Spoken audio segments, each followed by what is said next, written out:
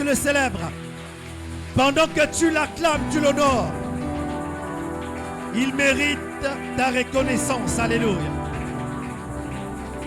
Nous te bénissons parce que tu es Dieu. Reçois tout l'honneur et toute la gloire. Alléluia. Amen. Amen. Amen. Bien. Bonjour. Aidez-moi à saluer votre voisin de gauche à droite, de devant, derrière.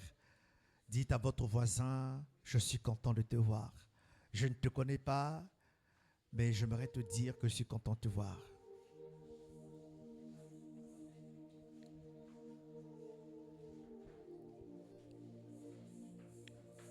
Alléluia.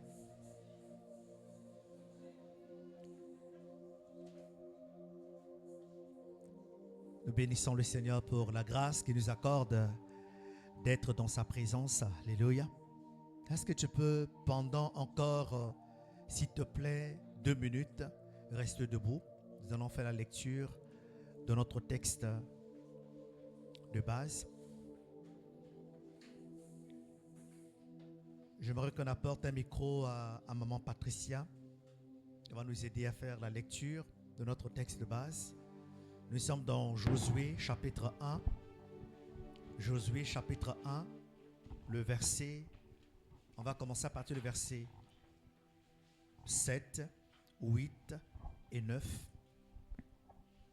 J'aimerais te souhaiter la bienvenue dans la maison de Dieu. Amen. Maintenant, s'il te plaît, écoute la parole de Dieu maintenant. On va faire cette lecture et on va écouter Dieu nous parler.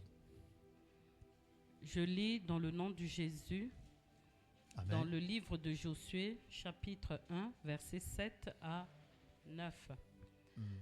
Fortifie-toi seulement et aie bon courage, en agissant fidèlement selon toute la loi que Moïse, mon serviteur, t'a prescrite. Ne t'en détourne ni à droite ni à gauche, afin de réussir dans tout ce que tu entreprendras. Que ce livre de la loi ne s'éloigne point de ta bouche, médite-le jour et nuit, pour agir fidèlement selon tout ce qui est écrit, car c'est alors que tu auras du succès dans tes entreprises, c'est alors que tu réussiras. Est-ce qu'on peut dire Amen? Amen. Est-ce qu'on peut dire Amen une deuxième fois? Amen. Est-ce qu'on peut le dire encore plus fortement la troisième fois? Amen. Amen. Alors tu peux t'asseoir dans sa présence. Pendant que maman Patrick garde le micro pour nous refaire la lecture, j'aimerais bénir le Seigneur pour ta vie, toi qui es là ce matin. Alléluia. Amen, amen. Aïe, amen, amen. Je bénis le Seigneur ce matin pour sa présence, pour sa parole, aussi pour nos vies. Si tu es là, c'est que tu es en vie et tu es en bonne santé. Amen, amen. Papa Jean, Dieu te bénisse et joyeux anniversaire de carrière. Amen. Je t'ai entendu, pendant que tu parlais, tu témoignais, je pouvais entendre le Seigneur me parler, me souffler. Ton travail n'est pas un simple travail, c'est un ministère. C'est un ministère. C'est-à-dire que tu as eu un impact sur les gens, sauf que l'inventaire et son évaluation est juste un regard académique. Si tu vois ce regard professionnel qu'académique, tu passes à côté de la raison pour laquelle Dieu t'a établi enseignant à ce niveau-là. C'est un peu ce qui se fait dehors. On a 2 classes d'écodime. Il y a 2 choses que Dieu m'a refusé de me donner dans mon appel. J'ai jeûné et prié pour que le Seigneur me donne la grâce de chanter. Et le Seigneur me dit, Charlie, tu ne peux pas tout avoir. Je prophétise, le Seigneur guérit, je fais des choses. Je connais mes grâces. Il dit, tu ne peux pas tout avoir. Sur les dons spirituels, j'ai au moins plus de la moitié. Tu ne peux pas tout avoir. Il dit, Seigneur, j'ai compris. J'ai arrêté de prier pour ça. La deuxième chose que le Seigneur m'a refusé, c'est de savoir parler aux enfants. J'aime les enfants même. Mais je n'ai pas la patience, comme les moniteurs, d'enseigner aux enfants. Mais pourtant, c'est un ministère de base. Beaucoup des gens sont devenus pasteurs plus tard parce qu'ils ont eu une bonne éducation de base à l'écodime. En fait, le Seigneur pouvait me montrer, me faire ressentir que ta carrière d'enseignant est un service. Je ne sais pas si tu comprends. sais pas si cette parole peut te faire du bien, peut te consoler. Parce qu'on peut on peut célébrer 30 ans de carrière professionnelle. Ça peut mal sonner aux oreilles de la plupart des personnes. On dira, qu'est-ce que tu as accompli? Qu'est-ce que tu as eu? Mais en fait, tu dois te réjouir parce que tu as impacté la vie de beaucoup de personnes. Il y a beaucoup de satanistes et de sectaires dans ta position qui initient les enfants des gens. Toi, tu es serviteur de Dieu. Au-delà de ce que tu communiques la vie de Dieu. Tu comprends, papa? Je voulais te partager ça. Ça monte dans mon esprit. Que le Seigneur te bénisse. Donc, disons, joyeux anniversaire. Est-ce qu'on peut dire ensemble joyeux anniversaire, papa Joël? Papa. Que Dieu te bénisse. Amen. Nous bénissons le Seigneur pour le temps d'exhortation de la sœur Zoé. Quand tu l'écoutes, tu sens vraiment qu'elle grandit. Avec beaucoup de zèle, parfois un zèle débordant. Elle n'a pas encore fini sa classe. Elle est encore en première classe, mais fait déjà. Elle absorbe le temps. Mais on l'aime comme ça. L'amour supporte tout. Dieu te bénisse. Tu as fait parler ton cœur et c'est bien. Amen. Je suis très heureux de voir maman Lydia. Maman Lydia, bonjour. Tu peux te lever s'il te plaît? Est-ce qu'on peut acclamer le Seigneur pour cette femme?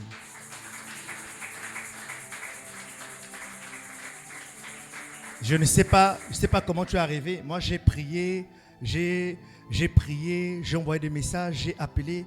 Tu n'es jamais venu. Donc, j'ai dit, ça, bon, son sort est entre tes mains. Et puis, ce matin, tu es là. Donc, je ne peux ne pas te nommer avant de commencer la parole. Que Dieu te bénisse. Amen, amen. Il y a une jolie dame devant toi, là. Mais pourtant, son visage m'est familier. Elle peut se lever? S'il vous plaît. C'est Tatiana. C'est ça. C'est le nom qui m'échappait. Mais ça fait longtemps, Tatiana. Vous étiez en voyage? À Brazza. Là, vous étiez revenu. Vous êtes déjà venu ici, non? Ok. Et ça, j'ai bien compris. J'avais bien compris. Est-ce qu'on peut acclamer le Seigneur pour la sœur Tatiana?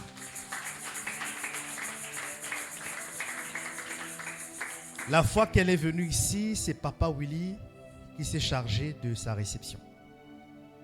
Et donc, quand je l'ai vue, ça m'a dit quelque chose. Alors, nous sommes en train, depuis vendredi, jeudi, j'allais dire, de traiter une thématique. La thématique, c'est les 25 lois qui nous permettent de naviguer dans la réussite et les succès. Et le texte de base, c'est Josué chapitre 1, le verset 8 au verset 7 au verset 9. Et on va découvrir quelque chose. Parce que moi, je suis choqué d'une certaine façon de vivre de beaucoup d'enfants de Dieu. L'on travaille avec les païens, l'on vend avec les païens, l'on fait les affaires avec les païens. On a l'impression que ceux qui n'ont pas Dieu réussissent plus que ceux qui déclarent avoir Dieu. Qui comprend ce que je dis? J'ai dit, mais attends, qu'est-ce qui se passe? Nous avons la parole de Dieu, nous avons le Saint-Esprit, nous avons la prophétie, nous avons la prière, mais on a l'impression qu'on patauge. On est dans le vide. On ne s'accomplit pas, on ne réussit pas. Pourtant, la parole de Dieu est une parole qui est remplie, dans laquelle sont remplies autant des promesses, des réussites et des succès.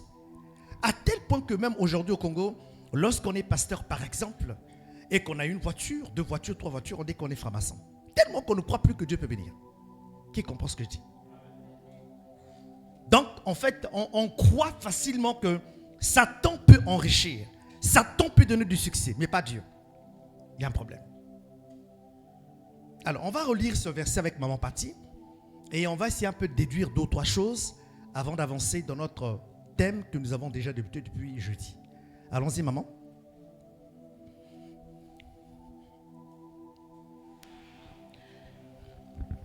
Fortifie-toi seulement et aie bon courage. Alors, de quoi il s'agit? Qui parle? Qui peut m'aider? Aux lecteurs de la parole de Dieu, ceux qui lisent la Bible, ceux qui connaissent Dieu. Qui parle? Josué. C'est Dieu. À qui Dieu parle-t-il? À Josué. À Josué. Qui est Josué? Serviteur de Moïse. C'était un remplaçant de Moïse. Dieu a travaillé tellement avec le pasteur Moïse que Dieu a fait des miracles avec lui. Un théologien a dit, un pasteur américain respectable a dit, il y a 2 personnes dans la Bible qui ont vécu une dimension de surnaturel incomparable. La première personne, c'est Moïse. Parce que Moïse a vu Dieu par le dos. Hein? Il n'y a pas quelqu'un dans la Bible qui a vu Dieu par le dos. Il a vu Dieu par le dos. Dieu même s'est préservé de ne pas se présenter face à face. Il a vu Dieu par le dos. Donc imaginez le niveau de révélation. C'est la première, je dirais l'unique personne qui a passé 40 jours de jeûne, pas de jeûne, 40 jours dans la présence de Dieu, fois 2. Il n'a pas jeûné. Il dit il était dans la présence de Dieu, mais sans manger et sans boire. Ce n'était pas un jeûne par initiative. C'était une invitation d'être dans sa présence. Mais dans sa présence, il n'y a pas de restaurant. Il n'y a pas de boulangerie. Donc, il n'a pas mangé pendant 40 jours et 40 nuits, fois 2. Est-ce que ça peut s'acclamer ça? Même s'il n'est pas parmi nous, on acclame quand même l'exploit. La deuxième personne qui a fait des choses comparables un peu à Moïse, au-delà, c'est Paul, le 13e apôtre. Il n'a pas vu le Seigneur. Il n'a pas été avec lui. Mais le monsieur a écrit 3/4 du Nouveau Testament.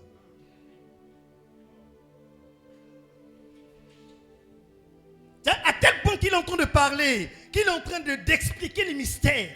Ceux qui ont été avec le Seigneur, je parle de Pierre et des autres, sont étonnés. Ils sont choqués. Comment toi tu n'es pas été avec lui et puis tu es en train d'expliquer ça? Qui t'a appris ça? Alléluia. Donc c'est cet homme-là que Josué va remplacer. C'est Dieu qui va le remplacer parce qu'il a été préparé. Mais en le remplaçant, il tremble parce que la charge est lourde. Il dit, je veux être pasteur d'une église de plus de 2 millions. Et en remplaçant un leadership charismatique et surnaturel, est-ce que je pourrais? Le jeune tremble, le jeune a peur. Il voit ses incapacités, il voit sa jeunesse. Il est dans la comparaison. Est-ce que je serai comme lui plus que lui? Il se demande, il se dit. Il se pose des questions sur les ennemis déjà qui étaient là. Parce que dans chaque peuple, il y a toujours des ennemis. Dans chaque peuple, il y a toujours des récalcitrants. Il y a ceux qui ne sont pas d'accord, qui sont toujours en désaccord. On vote oui, eux ils disent non. On dit non, eux ils disent oui. Il y a toujours ceux qui veulent. Ce n'est pas aujourd'hui, c'est pareil. C'est comme ça. Au milieu de Moïse, il y avait aussi ces gens-là. Mais Dieu vient avec la parole en disant, il dit, fortifie-toi, prends courage. Je ne sais pas, peut-être que ce matin, il y a un Josué qui traverse une situation de critique, qui a peur, qui est troublé, qui est choqué. J'aime bien le témoignage de Pachnel, autant pour moi, qui, tu sais, ton témoignage me responsabilise, ça me fait peur. Parce que si ce jour-là, j'avais donné un mauvais conseil, j'aurais contribué à briser une vie. Parfois, prier pour le pasteur, ce n'est pas toujours que les chaises soient cassées, que les gens tombent. C'est parfois une parole de sagesse peut ajuster une destinée. Et ça me fait peur. Et j'apprécie Dieu dans sa grandeur. Alléluia. Et ce que je t'ai dit, je le pense vraiment. Même là, pendant que je suis en train de parler, j'ai la possibilité de voir, mais je ne vois rien. C'est sincère. Ce n'est pas une consolation. D'accord? Dieu te fortifie. Il dit, fortifie-toi et prends courage. La sœur Amélie a passé tout son temps nous dire, fortifie-toi, ne te plains pas. Il a pris un très bon contexte. Paul et Silas en prison. Eux, serviteurs de Dieu, en prison. Les païens sont dans la même prison. En fait, c'est nous qui sommes là. Nous sommes tous exposés aux mêmes faits, aux mêmes fléaux. La crise, ce n'est pas seulement pour les païens, c'est pour les chrétiens aussi. Vrai ou faux? Mais notre attitude doit être différente à celle des païens. Les païens se plaignent, critiquent Sassou, critiquent la politique. Mais notre attitude doit être celle de nous mettre à genoux et d'élever Dieu. La maturité avec Dieu nous permet parfois de l'élever dans des problèmes. Le combat est là, mais on ne se plaint pas. On lève les mains et on adore Dieu. C'est ce que Dieu est en train de dire à Josué. Qu'est-ce qu'il dit, maman? La suite, il dit quoi? Fortifie-toi seulement et aie bon courage. Attends. En agissant fidèlement selon tout. Moi, ça me fatigue, hein, Flore. Comment Dieu peut dire à quelqu'un qui est découragé, fortifie-toi et prends courage? Tu as l'impression que c'est un conseil stérile. Dieu aurait pu peut-être changer son cœur, nous mettre un esprit de courage, etc. En fait, c'est pour dire qu'il y a beaucoup de choses qui dépendent de nous. Comprenez ça? Est-ce que vous savez que la joie dépend de vous? La joie dépend de vous, la paix dépend de vous. Autant cela dépend de vous, soyez en paix avec tous. Ça dépend de toi. Ce n'est pas une prière, c'est un choix. Tu as faim, tu n'as rien à manger. Être dans la joie est un choix. Ce n'est pas une émotion. Tu es célibataire, tu es marié. Être dans la joie, dans la joie est un choix. Ce n'est pas une prière. Venir à temps à l'église n'est pas une prière, c'est un choix. Yann, tu n'es pas à la dévotion.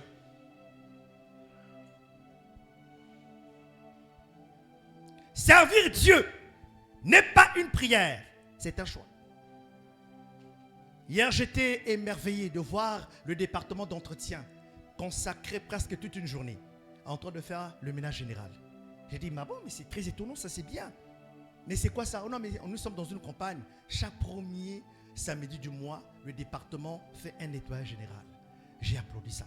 Aidez-moi à applaudir, s'il vous plaît, le département d'entretien.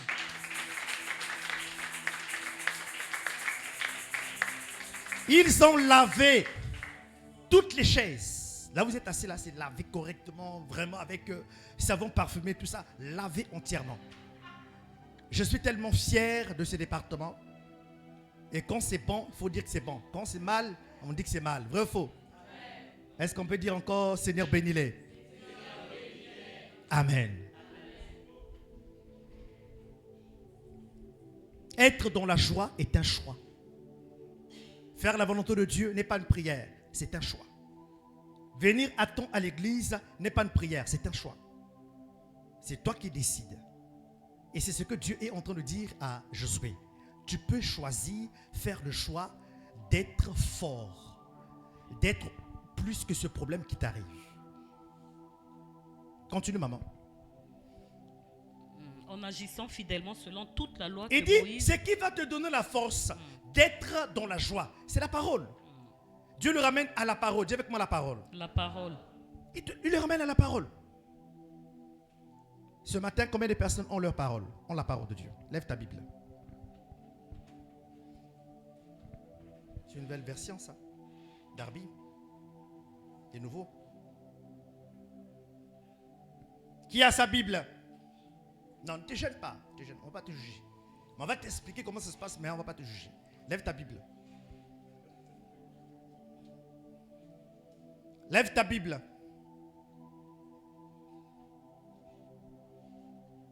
Laura, tu as la Bible de ceux qui sont convertis. La Bible là, on donne ça gratuitement à ceux qui sont sauvés, qui ont reçu Jésus. Ah. Donc ça qui est gros là, tu as mis quoi dedans? Mascara. Lève ta Bible. Maman Joyce, ta Bible a changé. Je sens vraiment que les 5 premières de Genèse, 5 pages de Genèse sont absentes là.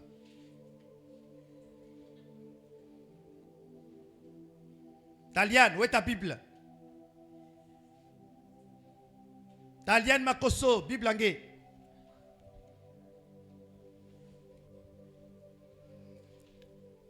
Alors, il dit, en agissant quoi? Fidèlement.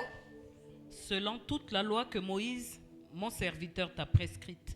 Allons-y. Ne t'en détourne ni à droite, ni à gauche, afin de réussir dans tout ce que tu entreprendras. Afin de réussir dans tout ce que tu entreprendras.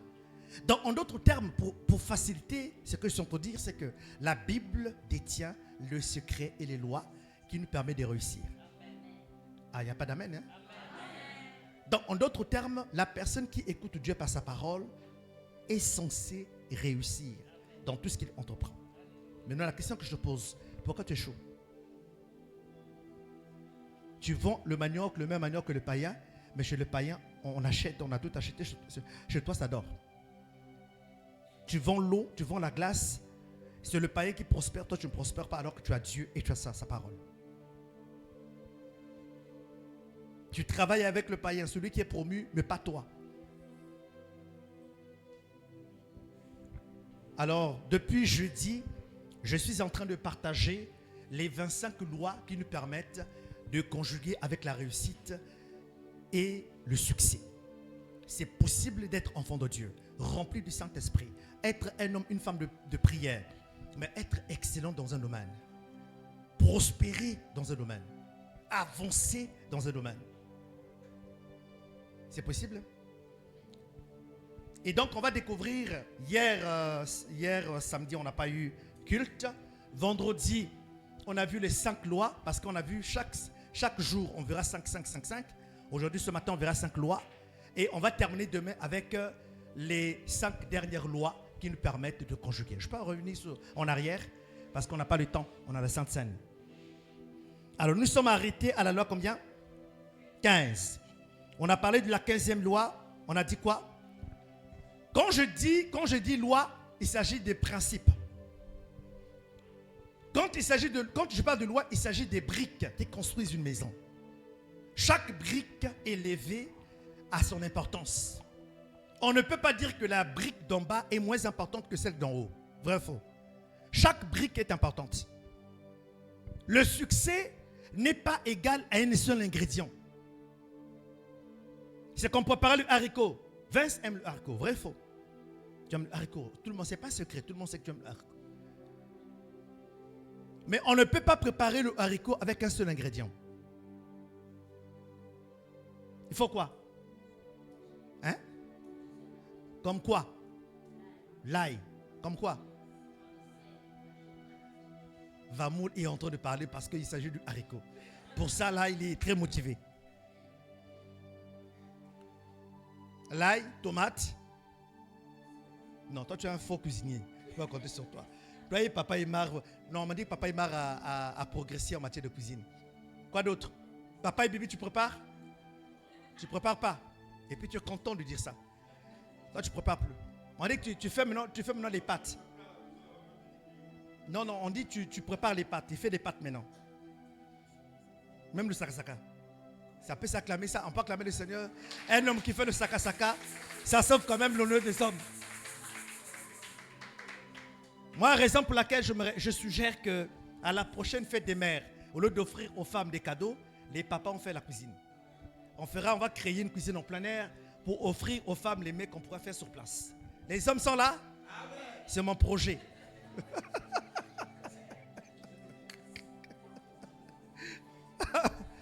Alléluia. Donc, la 15e loi, on dit la loi de la gratitude. Dis avec moi la loi de la gratitude. La gratitude, c'est avoir un cœur reconnaissant. Reconnaissant à Dieu, mais aussi reconnaissant envers les hommes. Apprenez à dire merci pour le peu qu'on vous apporte.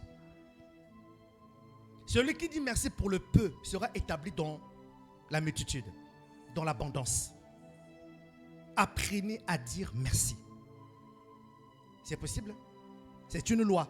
Parce que ça te permet de réussir. Surtout Dieu aime qu'on le reconnaisse dans les petites choses. Avant de te plaindre pour ce que tu n'as pas, apprends d'abord à dire merci pour ce que tu as. Ce que tu as, quelqu'un est en train de prier pour l'avoir. Est-ce que je parle bien? Amen. Tu cherches peut-être le travail, mais tu as d'abord la santé. Dis merci à Dieu pour la santé. Parce que sans santé, il n'y a pas de travail. Et pour te rendre compte du bénéfice de la santé, va un peu à l'hôpital. Va à l'hôpital. J'ai vu Flore, c'est quand? Avant-hier, hier, avant-hier. Mais malade. Même il ne l'a pas dit, mais quand tu la vois, elle est malade. Parce que quand elle est en bonne santé, elle n'est pas se faire accompagner par son mari. Mais si ton mari t'accompagne, c'est comprend qu'elle ne peut pas conduire. Donc ce n'est pas un état joyeux. Est-ce que je parle bien? La reconnaissance attire davantage des bénédictions. Dis bien Amen pour que j'avance. Et donc ce matin, nous commençons par la 16e loi, qui est donc la loi de la générosité. Est-ce qu'on peut dire ensemble générosité? Pourquoi? Parce que donner ouvre la porte de la multiplication. Répète avec moi. Donner ouvre la porte de la multiplication. Le danger dans la saison dans laquelle nous sommes, le danger de la situation politique actuelle, économique actuelle, c'est qu'au lieu de donner, tu risques de garder parce que tu as peur du lendemain. Or, donner est un principe qui t'établit dans l'abondance. Qui comprend ce que je dis? Parce que je ne comprends pas pourquoi le Seigneur va conduire le prophète Élie à Serepta dans un contexte de crise économique et climatique, alors que cette femme n'a qu'un peu de farine, un peu d'huile. Elle a fait le gâteau et mangé, elle et son enfant, et après c'est la mort. Élie se présente à elle, dit: fais ce que tu as prévu, mais seulement c'est moi qui mange d'abord avant toi. Et heureusement que Dieu l'a préparé. Et heureusement qu'elle était convaincue. Et heureusement que Dieu avait déjà préparé cela. Elle a accepté. Et en le faisant, elle a déclenché la multiplication. Répète avec moi générosité. Répète encore générosité. Actes chapitre 20, verset 35, je lis pour vous. Actes chapitre 20, verset 35. Il y a plus de bonheur à donner qu'à recevoir. Il y a plus de bonheur à donner qu'à... Mais il y a des personnes qui n'ont pas encore vécu ce verset. Hein? Il y a seulement des gens qui reçoivent. Ta main est toujours tendue. C'est toi qui demandes. C'est toi qui veux prêter. C'est toi qui dois... C'est toi seulement. C'est toi que tu ne donnes pas. Moi, j'ai fait l'expérience que lorsque je peux et que je le sème dans la vie de l'autre, dans une chose dans laquelle je ne suis pas directement lié, Dieu ne me cache pas sa miséricorde, sa provision.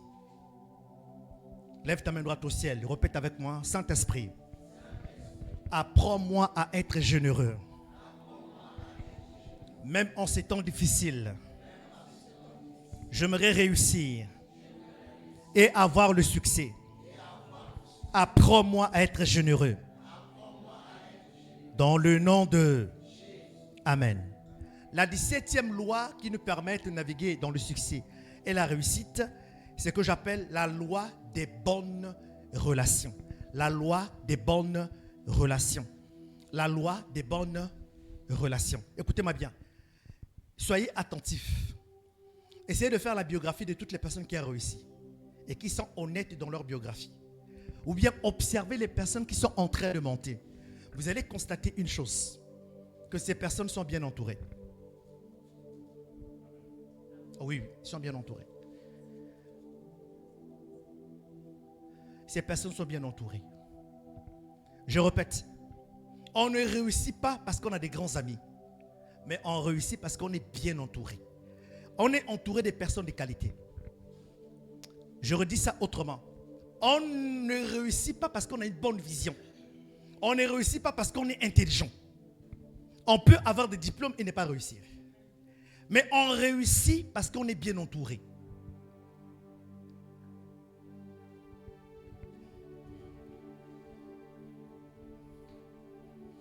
Quelqu'un a dit: dis-moi qui est ton ami et je te dirai ce que tu es. Qui tu es. La loi de relation. 1 Corinthiens 15 et 33 déclare: les mauvaises compagnies corrompent les bonnes mœurs. En d'autres termes, si une tomate pourrie est dans ton environnement, tu finiras par pourrir. Écrivez-moi ça quelque part. Si une tomate pourrie fait partie de tes compagnies, fait partie de ceux qui t'entourent, tu finiras par être pourri. Parce que dans toutes les relations, il n'y a que deux mouvements. Ou tu influences, ou tu es influencé. Est-ce que je parle bien? Mais non, il y a plusieurs niveaux d'influence. Ton conjoint est ton premier niveau d'influence. Si tu es dans une relation conjugale toxique, où l'homme est en insécurité de ta percée, tu es mort. Si un homme ne peut pas investir en toi pour te voir être épanoui, pour accepter même que tu aies le plus grand salaire que toi, c'est que tu es mort. Raison pour laquelle choisissez bien ceux avec qui vous devez vous marier. Parce que ton premier niveau d'influence commence par la personne qui partage ta vie avec toi. Il y a des hommes qui sont en insécurité quand les femmes sont élevées. Un homme déjà qui te dit « je suis le chef ici », qui répète tout le temps, qui rappelle à la femme qu'il est le chef, n'est pas sûr qu'il est vraiment chef. Parce que quand tu es chef, tu ne le rappelles pas. Tu ne le rappelles pas. Ça se sent, ça se voit, ça se lit dans le charisme, dans l'accoutrement, dans l'attitude, dans le réveil, dans la démarche, dans la maison. Tu es le chef. Ça ne se discute pas. Ça ne se négocie pas. Ça ne se vote pas. Ne te marie pas à un garçon, marie-toi à un homme. Ne te marie pas à un garçon, marie-toi à un homme. Ah, la première fois il y a eu Amen, là ça a disparu. Ne te marie pas à un garçon, marie-toi à un homme. Tu sais, un garçon peut avoir même 40 ans, mais dans son esprit c'est 23 ans. Hein? Oh, tu es venu, tu m'as passé à lui. Mais c'est quoi ça? C'est quelle façon d'être c'est quelle façon d'être homme? Oh non, depuis que tu te réveilles, tu m'as passé à lui. Et puis, oh, raison pour laquelle moi aussi je t'ai passé à lui. Vous êtes d'accord à ce niveau-là? Les mauvaises compagnies corrompent les bonnes mœurs. Après le conjoint, la famille. On ne dit pas ces choses à sa famille. On a plus peur de ses ennemis parce qu'on les connaît. Mais nos trahisons viennent très souvent des personnes pour lesquelles nous considérons comme étant des amis, mais dont le sentiment n'est pas réciproque. Ce que toi tu ressens pour l'autre n'est pas toujours pareil, n'est pas toujours le vrai dans l'autre sens. Est-ce que vous comprenez? Il y a une loi dans le leadership, Fleur, tu le savais, on n'établit jamais quelqu'un qu'on aime. Moi, je ne t'ai pas établi parce que je t'aime. Hein? On n'établit jamais quelqu'un qu'on aime. Est-ce que vous savez? Non, on n'établit jamais quelqu'un qu'on aime. Tel est le disciple que Jésus aimait? Non. Pierre. Oui, c'est ça. Je sais, sur la mémoire du célibataire. Le disciple que Jésus aimait, c'était Pierre. Qu'est-ce qu'il dit? Il dit quoi? Pierre! Réponds, Pierre. Tu fais un peu ce matin le Pierre, d'accord? Même si tu le ressembles. Pierre! Pierre! Vince! M'aimes-tu? Une fois. Pierre! M'aimes-tu? Pierre! M'aimes-tu? Non, la troisième fois, il hésite. Il dit, quand tu seras affermi, il dit quoi? Quand tu seras converti, affermis tes frères. C'est parce que Jésus l'aimait. La Bible déclare que le disciple qui aimait plus Jésus, c'était qui? Jean. Il n'a pas établi Jean, pourtant celui qu'il aimait, mais il a établi qui? Pierre. Parce que Pierre devait l'aimer. On n'établit pas la personne qu'on aime, mais on établit quelqu'un qui nous aime. Parce que l'amour que la personne a pour nous sera accompagné de loyauté, de fidélité, d'attachement. Si on établit la personne qu'on aime, on est en train d'établir un Judas. Si tu as compris, acclame le Seigneur parce que ça te fait un masterclass. S'entourer des bonnes personnes est essentiel dans votre destinée. Choisissez bien les personnes qui sont autour de vous. Regardez votre téléphone. Vous n'avez même plus de place pour mettre de nouveaux numéros. Parce que vous avez tellement des contacts. Regardez dans votre contact. Si ce matin, je donne un exemple. Si ce matin, vous devez faire le choix, par exemple, de 10 noms. Des personnes à qui vous devez parler d'un besoin que vous avez. Disons que j'ai besoin de 10 000. Faites l'exercice. Nous sommes, il fait 11h15. C'est-à-dire que jusqu'à la 18h, dites s'il te plaît, j'ai un souci de 10 000 francs. Jusqu'à 18h. Faites une sélection de 10 personnes. comment ces 10 personnes vont réagir à votre appel. Vous allez comprendre que c'est vous qui avez plus de temps d'aller chez les autres. Vous êtes dans les veillées, vous êtes dans les anniversaires, vous êtes dans le truc. Mais eux, ils ne feront jamais pareil. Est-ce que tu peux redéfinir ton environnement? Lève ta main droite au ciel, répète avec moi. Saint-Esprit. Saint-Esprit, je me sépare aux amis. Je me sépare de faux collègues. Je me sépare de fausses connexions. Mets sur mon chemin les hommes et les femmes des destinées que toi tu as décidé pour moi. Dans le nom de Amen. La la loi 18, c'est la loi de la discipline. Dis avec moi la discipline. Vous pouvez être intelligent, vous pouvez être diplômé, vous pouvez avoir la vision, vous pouvez être bien entouré. Si vous n'êtes pas discipliné, vous n'allez arriver nulle part. Dis avec moi la discipline. 1 Corinthiens 9, 25 déclare: tout athlète s'impose une discipline. Le succès que tu convoites, la réussite que tu veux avoir, ne s'obtient pas facilement. Il te faut être quelqu'un de discipliné. Il y a des personnes qui sont trompées d'appel, qui sont retrouvées dans le pastorat parce qu'ils ont échoué dans la vie. Ils se rendent compte rapidement que même dans le pastorat, il faut être discipliné. Il n'y a pas de facilité ici.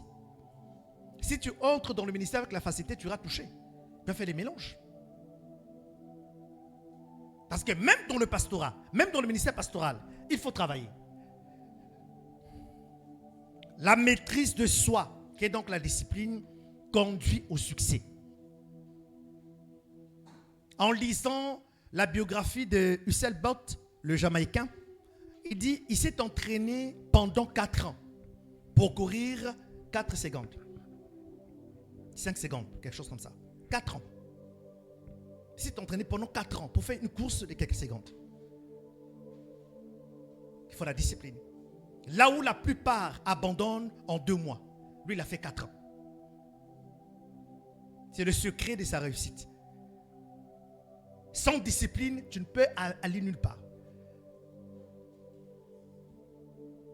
Lève ta main droite au ciel, répète avec moi: Seigneur, établis-moi dans la discipline. Aide-moi à être discipliné. Si tu refuses de te discipliner, Dieu va créer des conditions pour te forcer à l'être. Vous avez par exemple vu Armélia, Zoé, on t'exhortait, sortait. On peut même dire Amen en ce moment, le culte est fini, parce qu'elle a fait presque la prêche là.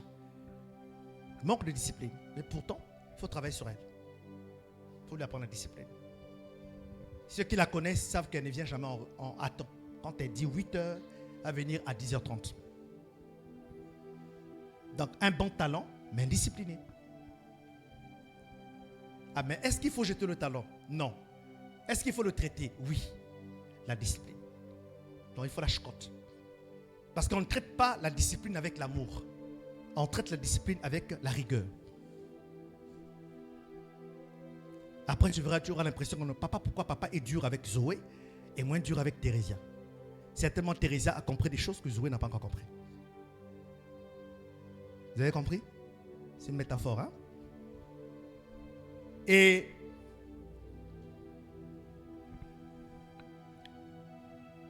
la loi 19 qui nous permet de naviguer dans le succès, dans la réussite, c'est la loi du service. Dis avec moi le service. Le service. Le service.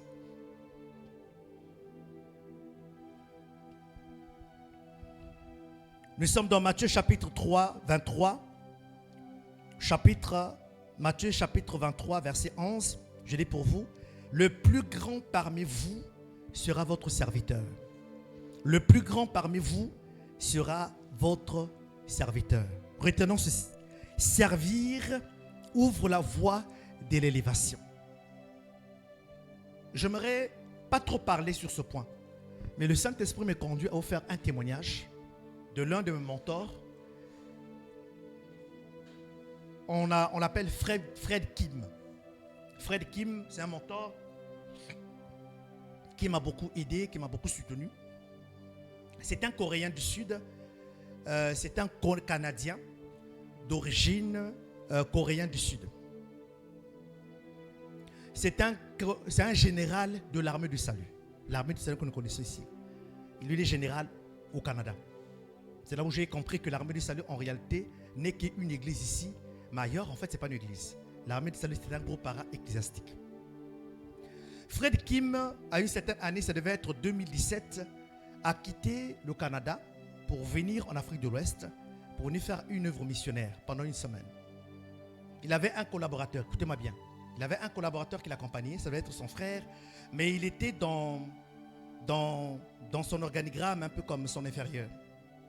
Pendant qu'il s'apprêtait à venir dans l'œuvre missionnaire, celui qui l'accompagnait, après que sa femme a eu un accident, elle était évacuée aux urgences. Le monsieur dit, je ne repartirai pas à la maison. Parce que j'ai fait un deal avec Dieu. De prendre soin de ma famille pour que moi je prenne soin de son œuvre. Le monsieur a fait son voyage. Il a fait au moins 7 à 10 jours en Afrique pour la première fois. Sans s'inquiéter de l'état de sa femme qui pourtant, avant de décoller, avait l'information qu'elle était victime d'incidents et d'accidents. Écoutez, bien-aimés, il y a le niveau de servir Dieu, s'il vous plaît. Il y a un niveau de servir Dieu. Il y a servir Dieu et servir Dieu. Évidemment, cette semaine, j'ai constaté que Flore n'était pas bien portante. Mais ce qui m'a fatigué, c'est de voir que même quand elle n'était pas bien portante, je la voyais forcer. Mais elle, là, elle a quoi? Tu es fatigué, tu es malade, repose-toi. Mais elle a finalement parlé dans son témoignage qu'elle a fait un deal avec Dieu. Il y a certaines maladies parfois qui arrivent, certaines situations qui arrivent dans votre vie. C'est Dieu qui les crée pour voir votre fidélité par rapport à son service. Le service n'est pas seulement un service, c'est un deal, c'est une alliance. C'est un mariage entre vous et Dieu.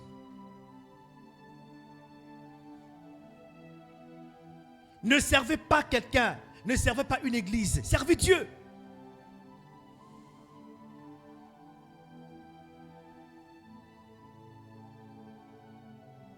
Ça fait partie de mes points forts. J'ai compris ça. Je ne sers pas pour quelqu'un. Si tu viens, je sers. Si tu ne viens pas, je vais servir. Que tu viens à temps, tu me trouveras. Que tu partes tu me trouveras. Je suis là. Pourquoi? Est-ce que j'ai salaire? Je n'ai même pas salaire. On ne paye pas. Mais c'est un deal avec Dieu.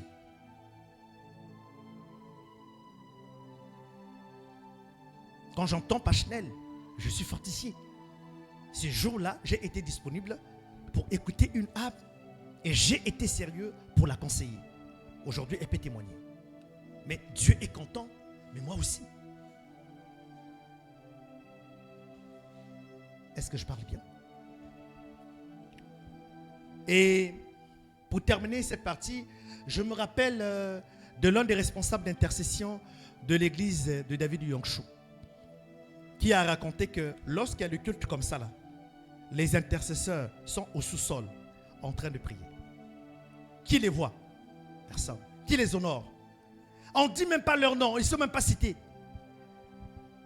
Mais leur honneur, c'est dans l'accomplissement, l'atteinte des objectifs de Dieu dans un culte et dans les programmes. Est-ce que je parle bien? Même si on ne te voit pas, même si le pasteur ne t'a pas visité, même si le pasteur n'a pas dit ton nom dans le culte, ce qui est important, c'est que Dieu te connaît. Est-ce que je parle bien? Maintenant, imaginez que si chacun avait une telle mentalité, le service allait être quoi? Parfait. Un serviteur de Dieu a dit, un Américain a dit que la plus grande église, ce n'est pas celle qui est grande numériquement, mais la plus grande église, c'est celle dans laquelle chacun est à son poste et joue un rôle. Et la dernière loi, c'est par là qu'on va prier.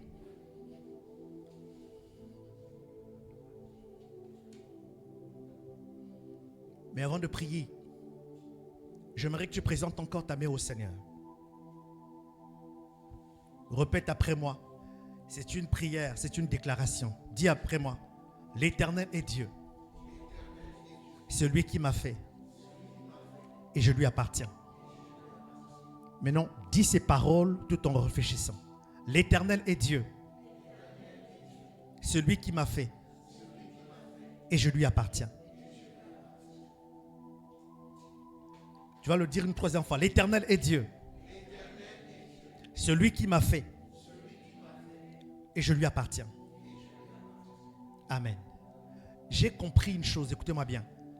La raison pour laquelle ceux qui servent Dieu le font sans détour, sans rien attendre aux autres, c'est parce qu'ils ont fait du service une redevabilité.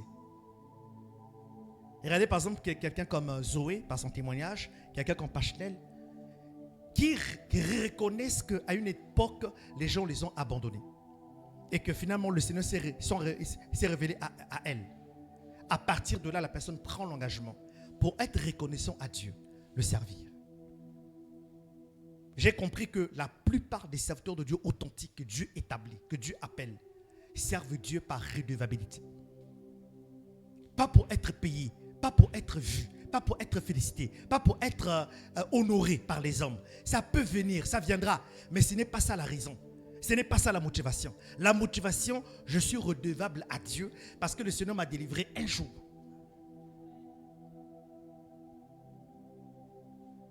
Moi, on m'a tiré à bout portant. Charlie Otniel a été tiré à bout portant. 3 balles. Donc, le fils que mon père et ma mère ont mis au monde est mort ce jour-là. Je suis revenu de manière surnaturelle, je n'ai pas compris. Celui qui a tiré sur moi s'est converti. Donc, celui qui est venu à la vie là, ce n'est pas quelqu'un qui vit pour sa famille, qui vit pour sa maison, qui vit pour sa mère, mais qui vit pour Dieu. Raison pour laquelle je dis, Seigneur, où tu m'enverras, j'irai.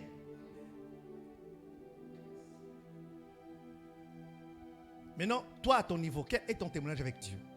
La plus grande offrande, ce n'est pas ce que tu apportes. La plus grande offrande, c'est toi-même. Si tu as compris, acclame le Seigneur.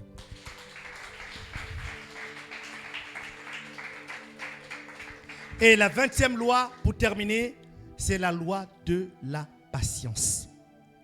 Vous ne réussirez pas avec Dieu.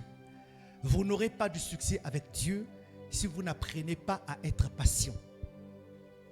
La patience, ce n'est pas être mou. La patience, ce n'est pas être en insécurité. Parce que le contraire de la patience, c'est quoi? C'est la précipitation. C'est exactement ce que Sarah a fait dans l'attente de la promesse de Dieu par rapport à l'enfant qui devait arriver. Je ne la juge pas. Le temps qu'elle a fait, je ne le connais pas. Mais c'est quand même 25 ans. Ce n'est pas du jeu, c'est 25 ans. Mais elle pouvait attendre. C'est possible que tu apprennes à être patient. Parce que si tu n'es pas patient, tu risques d'aller toucher à l'interdit. Si tu n'es pas patient dans le mariage, tu risques d'être une seconde femme pour un homme marié. Maîtresse d'un homme marié. Moi, c'est souvent la question que je pose à toutes les personnes qui viennent chez moi, au bureau là-bas. Papa, je vais divorcer. Ok, tu vas divorcer, tu vas quitter la maison. Oui. Ok, d'accord. Mais quand tu vas divorcer, imagine que tu tombes sur un homme. Tu es divorcé, mais tu deviens maîtresse d'un homme marié. C'est la pagaille, ça. Si tu n'es pas patient dans le ministère, avec le dépôt de Dieu, la paix de Dieu, tu risques d'aller à Nkayi, à Doulouzi, à Mouyonzi, à Sibiti, pour dire non, je vais essayer, je veux mettre aussi dedans. Après Sibiti, tu iras maintenant au Ghana, au Nigeria. Quelqu'un a envie de dire, papa, mais pourquoi on a tellement d'espace là? Pourtant on veut faire. Mais la Bible déclare que l'un est celui qui sème, l'autre celui qui arrose. C'est Dieu qui fait quoi? C'est Dieu qui fait quoi? La croissance a un côté mystérieux. Mais si tu tombes dans la convoitise de remplir cet endroit, tu risques de ne pas être patient, d'attendre le temps de Dieu. Parce qu'il y a un temps de Dieu pour ça. Et d'aller faire le mélange. Beaucoup des églises sont remplies parce qu'ils ont enterré des âmes sur le sol. Beaucoup d'églises sont remplies parce qu'à la chair là-bas, ce sont des corps qu'ils ont mis, des rituels compliqués. Dis à ton voisin, apprends à être patient. La patience. Luc chapitre 21, verset 19.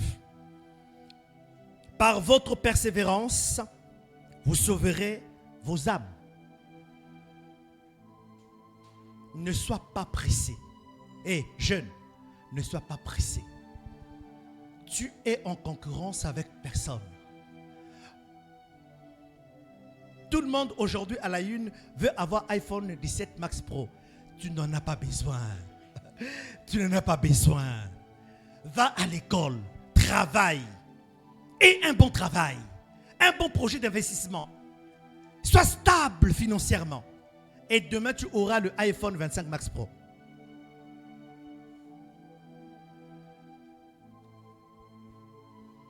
Ne sois pas pressé pour le mariage.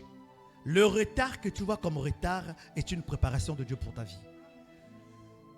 Ne sois pas pressé pour le ministère. Parce que le ministère, ce n'est pas la visibilité. Le ministère, c'est être une offrande à l'autel de sa présence.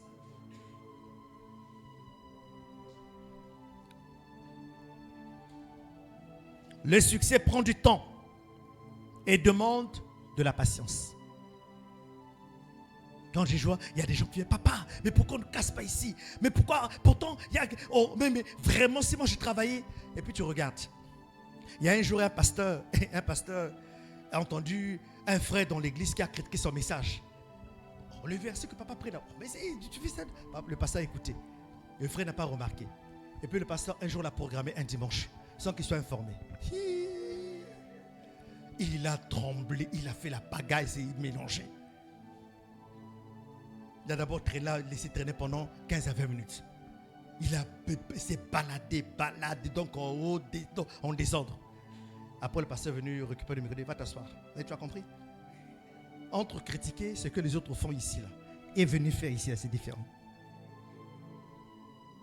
Je vous annonce que le dimanche prochain, à la modération, c'est maman Liliane Boueti. Et au message, maman Caroline Eba.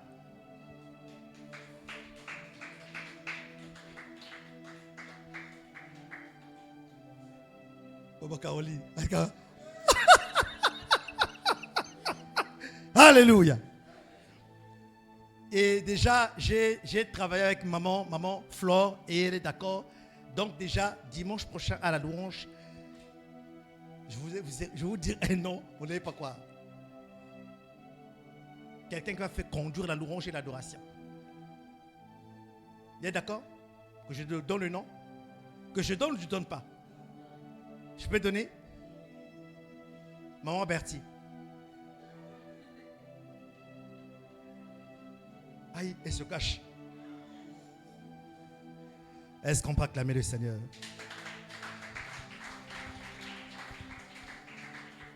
Voilà donc les 5 clés, les 5 lois qui font partie des 25 lois qui te permettent de réussir avec Dieu. Et réussir sa destinée, réussir sa vie, réussir son ministère et son entreprise. La patience fait partie de cela. Je vais terminer en disant ceci. Jésus a été conscient de son appel à quel âge? À 12 ans. Un enfant de 12 ans savait quelle était sa mission de vie. C'est qui est très rare. Parce qu'il y a des gens même à 30 ans qui ne l'ont pas. Mais à quel âge a-t-il commencé à travailler? 30 ans. Pendant combien de temps? 3 ans. Est-ce que vous savez qu'en comptabilité, c'est faux? Hein? Attends, mais pourquoi il n'a pas pu commencer à 12 ans et puis finir jusqu'à 33 ans? C'est déjà en 3 ans, il a eu un impact. Donc en commençant à partir de 12 ans, waouh! Dis à quelqu'un, Dieu est un Dieu d'ordre. C'est tout. Il était conscient à 12 ans, mais il fallait attendre 30 ans. Pourquoi? Il y a beaucoup de facteurs. Si déjà quelqu'un n'a pas cru à 30 ans son message, qui l'aurait cru à 12 ans?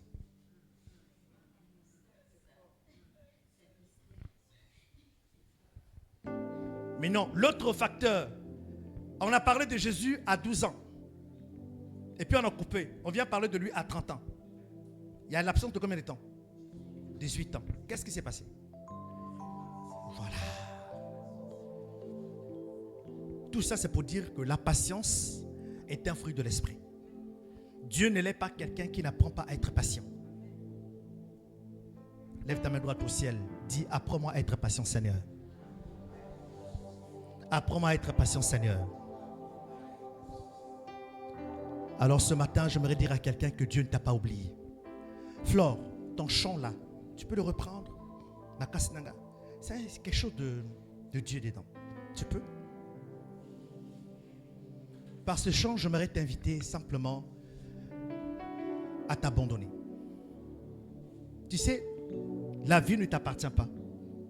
Je vais dire à quelqu'un, la vie ne t'appartient pas.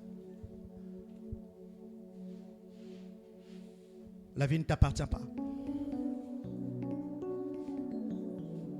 Il s'est passé quelque chose cette semaine, la semaine passée à Kinshasa.